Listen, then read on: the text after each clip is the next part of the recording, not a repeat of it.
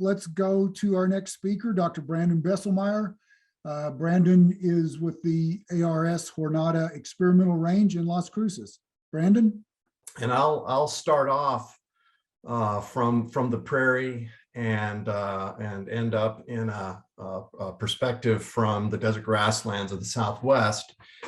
And I'll also start with sort of the broad observation that our responses to transformation ultimately depend on conceptual or mental models of ecosystem change. And those models are continuing to expand over time. These models determine how we understand the possible futures of an observed ecosystem and the management decisions that we use to preserve or produce a desired future state. So in the early 20th century, that model that we used was the range condition or the succession retrogression model. And there was the assumption of a single equilibrium plant community for a site. There was a predictable rate of return to an equilibrium composition when you could adjust drivers that were under your control, like grazing pressure or fire. The objective was to manage for a steady state, and a key assumption was that there was climate stationarity over management time scales. Climate stationarity really refers to the statistical properties of climate variables that do not change over time. So you can see in this graph on the left, a stationary pattern where the mean is the same and the variability is similar over time, and then a shift across that dashed line to a non-stationary pattern where there may be, with regard to management responses, a coping range, a zone that's a little, or at least sometimes outside of that normal pattern, and then of course an extreme set of conditions that can cause state transitions. So the state and transition model, of course, was an advance in the late 20th century that acknowledged multiple stable community equilibria for a site, that thresholds and feedbacks may require intensive restoration to recover desired states. And you can manage for multiple states if you want, but like the succession retrogression or range condition model, the state and transition model has also assumed climate stationarity in most applications. I refer to this as the circularity of stationarity, in which the models seem to imply a stationary environment in which full restoration is possible if you can overcome those local restoration thresholds. And so you see this pattern of going from a reference state to an intermediate stable state that may degrade to a highly altered state, and then you can get yourself back to the reference state. This type of approach to state and transitions is beginning to be reconsidered through what has been referred to by Steve Jackson in a science paper last year as transformational ecology. And the application of transformation ecology has been referred to as the RAD, Resist, Accept, Direct framework. And this is a really innovative and very productive way of thinking about states and transitions in a non-stationary environment, where you have three options to choose from a particular state. You can either resist this inexorable change that's being caused by climate change or other forces, where you're trying to maintain or restore a current or historical ecosystem state under changing conditions.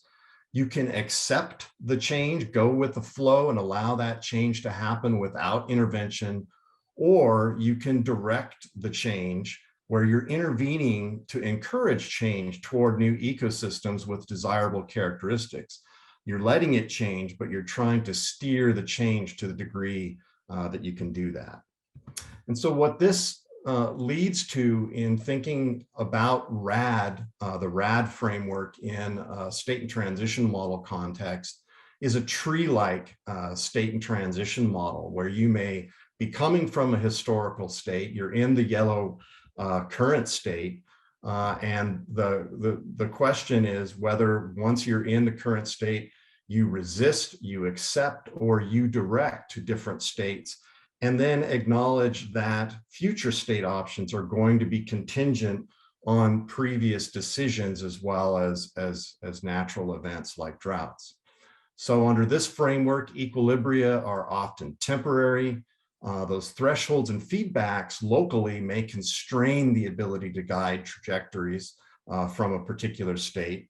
We can apply these RAD decision options, and we acknowledge that climate and non-stationarity is going to influence our management trajectories.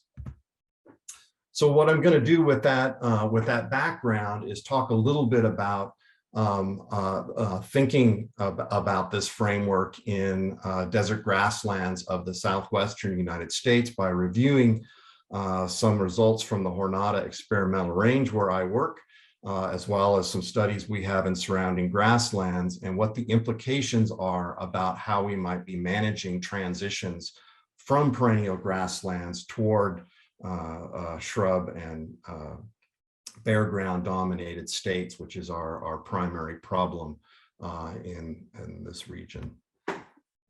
So I'll start with a description of the Hornada permanent chart Quadrat study, which gives us some perspective on the drivers of change.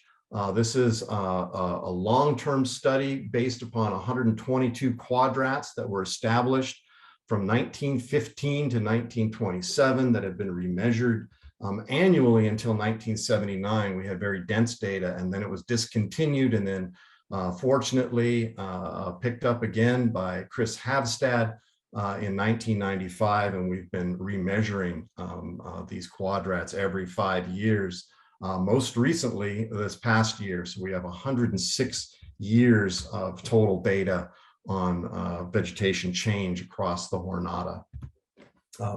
The method that was used was a pantograph that provides very precise measurement of cover and species presence. So what this lacks in extent of measurement, it makes up for in detail. And of course, we have 122 of these quadrats across the Hornada.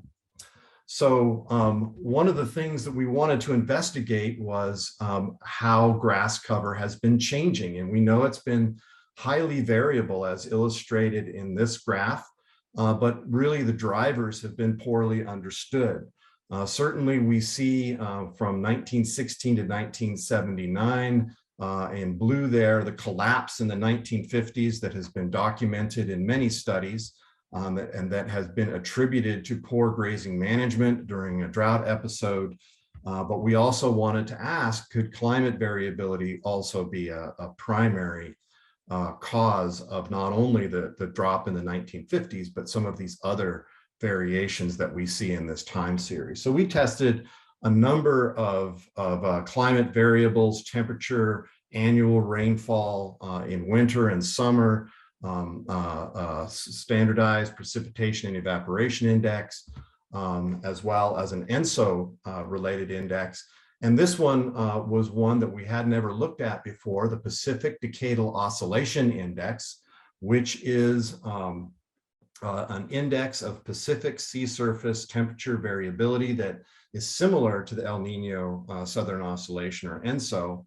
And in the Southwest, the warm phase shown in red in that graph below produces more moist conditions, and the cool phase in blue there produces more dry conditions. So this is a multi-decadal scale of variability that's pretty well matched to the multi-decadal record of vegetation that we have from the Hornada quadrats. So we tested a variety of these models, and it turns out that the PDO index alone is the best model. So it's very highly correlated to variations in grass cover from 1916 to 79. And we see here that the 1950s grass collapse can be adequately explained by this climate teleconnection. And so the next question is grass going to recover with a shift to a positive PDO index? And so what we've done here is in this left graph is to predict what we would expect in grass cover on the y-axis there based upon the data from 1916 to 1979, and then compare those with those dots in the lower right, which are the observed grass cover records. So the dots are observed, and that line, that black line with the confidence interval is predicted. And what we're seeing is that our observed records fall far below what the Pacific Decadal Oscillation Index would predict based upon its relationship to data from 1916 to 1979. And this period, this shift after 1979 corresponds to increasing temperatures shown in that top right graph, as well as a landscape level increase in shrub dominance that we also see inside of those quadrats. We also see that core species such as Bouteloua areophyta, black grama are a declining share of grasses over time. We see this gradual replacement of the core species in this graph shown in yellow by transients, especially Spirobolus species, as well as Aristid or Threon species since the 1950s. So even though, as you look at this graph, there was a little bit of an increase in the late 60s and the early 70s before the end of our dense record, we see here that black grama and some of these core species in other parts of the landscape were a declining fraction of those species that were able to recover. When recovery does occur on eroded soils, for example, those former dominants like black grama tend to be replaced by other species.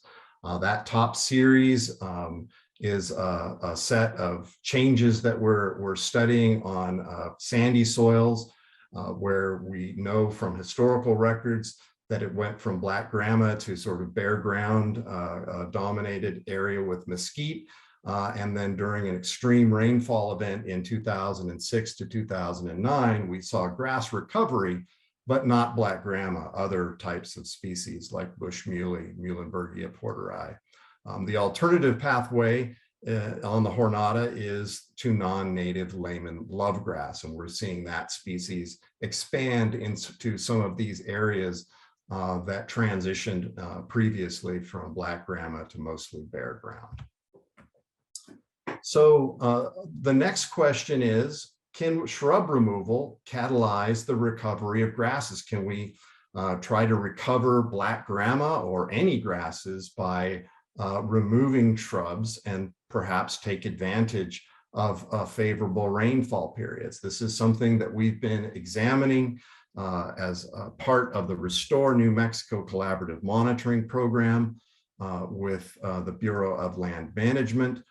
And this really constitutes in the RAD terminology of an attempt to resist this inexorable change toward shrub domination that we're seeing in the Southwest. We assessed restoration effects across Southwest New Mexico in a number of paired treatments and controls with 5 years of duration in our monitoring records from each of those sites, and looking specifically at the effects of tebuthyron that were used, a chemical that was used to control shrubs, largely creosote bush. What we see in these monitoring data is that total grass cover does in fact increase on treatments while declining on the untreated controls, that ruderal grass species are the primary species that are increasing in the treatments. That's the graph in the lower right, where we see fluff grass, Dasycloa pulchella, really responds quite well to the treatment.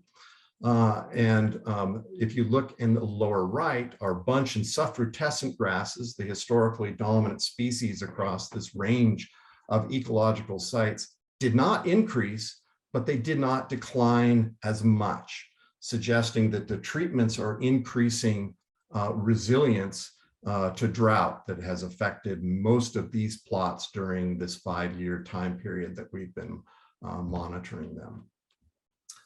We also looked at restoration effects along an elevation gradient, which tends to take us from very warm and dry conditions to cooler and more mesic conditions with elevation.